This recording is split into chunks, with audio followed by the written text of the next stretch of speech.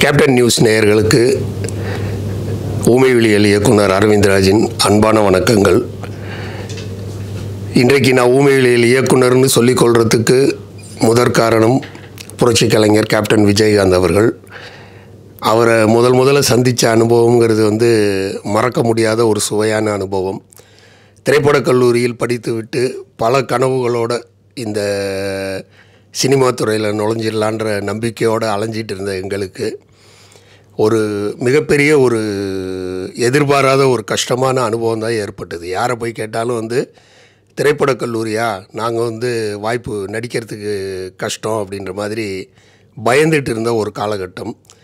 அந்த காலகட்டத்தில் என்ன செய்கிறது அப்படின்னு தெரியாத ஒரு சூழலில் நடிகர் வாகை சந்திரசேகர் அவர்கள், அவரை நல்லா தெரியும். அவர் ஒரு தடவை சொன்னார், ஏன் நீங்கள் புரட்சி கலைஞர் கேப்டன் அவர்களை முயற்சி பண்ணி பார்க்கக்கூடாது? அப்போ விஜயின் தான் கூப்பிடுவாங்க. விஜய் சாரை நீங்கள் போய் ஒரு தடவை பார்க்கலாமேன்னு. அவர் பண்ணுவாரா சார், அவர் ரொம்ப பிஸியாக இருக்கார் அப்படின்னு. இல்லை, நீங்கள் போய் சொல்லுங்கள், ஏன்னா கதை நல்லா இருக்குது, நிச்சயமாக அவர் உதவி பண்ணுவார்னு. சரின்னு நம்பர் 14 ராஜாபாதர் ஸ்ட்ரீட், டி நகர், அது மறக்க முடியாத விலாசம். ஒரு காலகட்டத்தில் ஊமைவிழிகள் குழுவினருக்கே அதுதான் முகவரி. அந்த ஃபோன் நம்பர் தான் எங்களுடைய ஃபோன் நம்பர். அந்த அளவுக்கு இருந்த ஒரு இடம். அங்கே சென்று முதலாக ராவுத்தர் அவர்களை சந்தித்த போது ராவுத்தர் சொன்னார், இப்போ கேப்டன் வந்துடுவார். அப்போல்லாம் கேப்டன் கிடையாது, விஜய் தான். விஜய் வந்துடுவார், வந்தோன்னு நான் சொல்கிறேன் அப்படின்ற மாதிரி சொன்னார். கேப்டன் வந்தார். வந்த உடனே அப்போ கேப்டன் தங்கியிருந்தது ஒரு சின்ன அறை தான். அந்த அறையிலே பார்த்திங்கன்னா ஒரு பெரிய தூக்கு நிறையா இட்லி, இன்னொரு தூக்கில் தோசை, சட்னி, சாம்பார். வந்த உடனே அவர் கேட்ட முதல் கேள்வி, சாப்பிட்டீங்களா?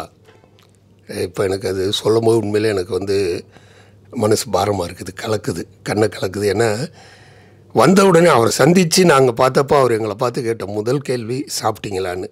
அதற்கு பிறகு தான் அண்ணனோட பழக தான் எனக்கு தெரிஞ்சுது, அவர் என்னை மட்டும் கேட்கல, பார்க்குற எல்லாரையும் சாப்பிட்டீங்களாங்கிறது தான் அவருடைய முதல் கேள்வியாகவே இருக்கும்.